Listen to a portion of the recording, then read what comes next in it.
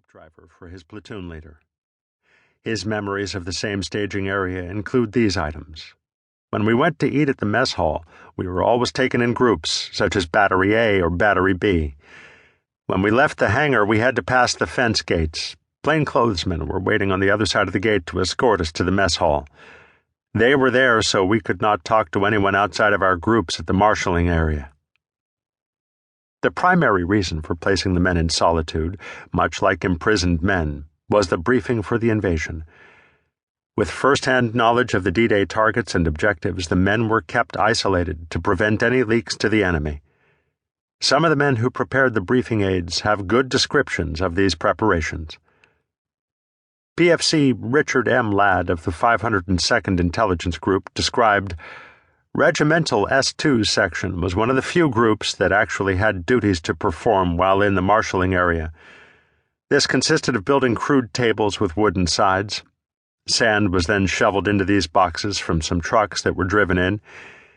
From these crude beginnings, we began our sand tables, which were located in each battalion area. On these were developed models from soap and other suitable materials to simulate houses, churches, etc., with paints and some coloring to simulate the general reliefs of the area in Normandy in which we were to jump. Each table was a bit different in that it contained different roads and hamlets peculiar to each battalion's S2 section. We constructed these sand tables as accurately as we could from the latest aerial serial photographs supplied to us by the Air Force to coordinate and orient them with wonderfully accurate British defense maps, as well as all the latest information supplied to us by various intelligence agencies, including the latest up-to-date poop from the French underground Maquis."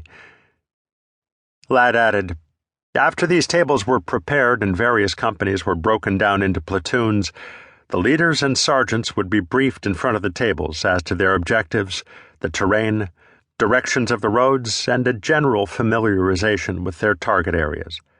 Each unit would retire to tents and company streets to study maps that had been disseminated to them, and proceed to discuss, argue, and speculate the assigned squads and personnel for specific jobs to be accomplished.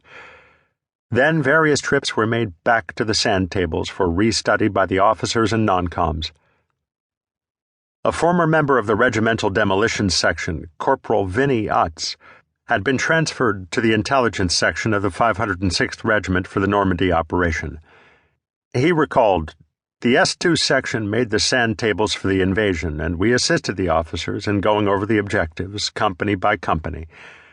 I was put into a complete German uniform by Colonel Robert Sink and told to visit all the line company tents so they could get a good idea of what a kraut looked like." An assistant operations officer for the 377th Parachute Field Artillery Battalion, Captain William E. Brubaker, stated, "I recall my part, and the entire S3 section, in preparing for the mission. We had plotted the location for the 3 firing batteries and spent several days in planning targets and computing the firing data for each target. The balance of our time was spent in briefing the rest of the battalion from sand tables and maps. I remember receiving very fine aerial pictures on a daily basis showing our main targets and objectives, and how delighted I was when we discovered that the Air Force had practically eliminated one of the coastal batteries we were to take." Recollections of the detailed map reading provides some interesting information. Engineer Lieutenant Harold Young said every officer had maps at a scale of 1 to 10,000 plus oblique air photos of our landing and target positions. Every GI had a map at 1 to 300,000 of the whole general area. We had our men memorize a section of the map so they could get back if they landed in the wrong place. It was said that every private in a parachute unit knew as much as a colonel in a regular infantry outfit. After the intelligence personnel had briefed the regimental and battalion staff officers and their men, the briefings continued down through the company commander, the platoon leader, the squad leader, and down to the last private. Or almost, as we shall see later. The commanding officer of the 501st Regiment's Charlie Company, Captain Robert H. Phillips, described the painstaking preparation. Several days were devoted by the unit commanders, of which I was one, studying our assignments and formulating detailed plans for carrying them out.